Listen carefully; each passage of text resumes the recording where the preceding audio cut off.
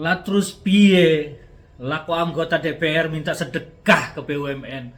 DPR itu gajinya besar, tunjangannya besar, fasilitasnya banyak. Lah kok tega-teganya minta sedekah sarung ke BUMN? Terus ini rakyat kita siapa yang mau mikirin? Rakyat kita siapa yang mau bela? Kalau DPR-nya saja seperti itu, tidak semua ya, tidak semua anggota DPR ya, tapi oknum-oknum anggota DPR ini bermental kere, bermental pengemis di sela kehidupannya yang saya harus bilang mereka kaya, malah minta jatah sedekah sarung. Ini namanya memanfaatkan jabatan untuk kepentingan politik. Kenapa? Karena sarung itu nanti pasti akan dibagikan kepada konstituen di bawah. Tujuannya apa? Supaya nanti masyarakat ini memilih dia kembali. Ini penyalahgunaan kewenangan, penyalahgunaan jabatan. Ini harus dihentikan.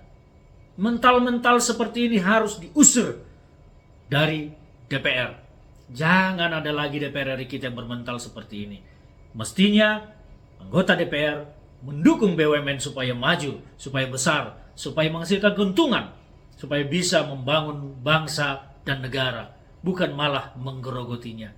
Saya mengajak masyarakat untuk menandai, mengenali siapa saja anggota DPR yang bermental kere, yang minta sedekah ke BUMN, padahal hidupnya berkecukupan. Jangan pilih lagi. Ini pesan saya.